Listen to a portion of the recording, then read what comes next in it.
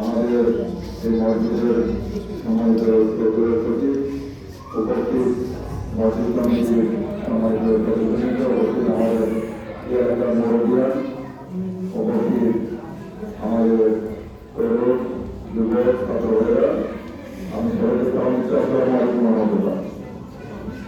আমরা আসলে সবাই ইমান এনেছি, আল্লাহকে বিশ্বাস করি, আল্লাহ রাসূলকে আদর্শ হিসেবে মানি নাকি? সেজন্য আমরা সকল হারাম কাজ থেকে বিরত থাকার চেষ্টা করি।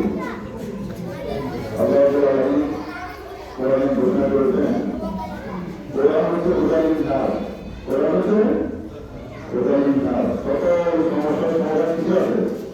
কোরআনে আছে।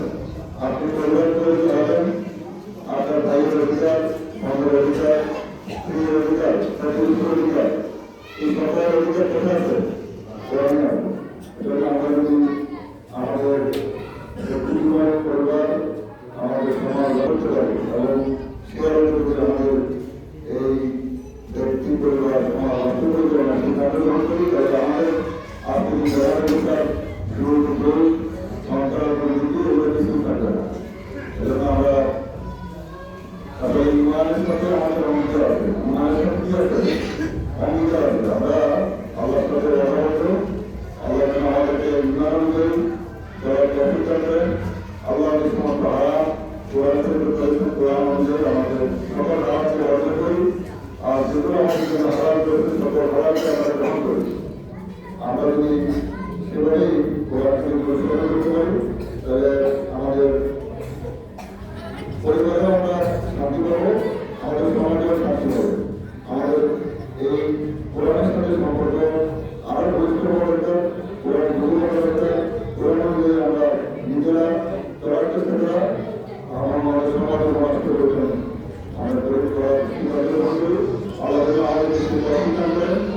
আর এখানে তো আমাদের পরিবর্তন করা থাকে, এরকম সাহিত্য রাখতে হবে, করবেন আপনি চাইলে করুন। যুক্ত আমাদের মানে এখানে আছে, যে কোনো সময় আমরা আমাদের লাস্ট আমাদের যুক্ত করে দেওয়া হয়, আপনাদের সময় দেওয়া হবে না।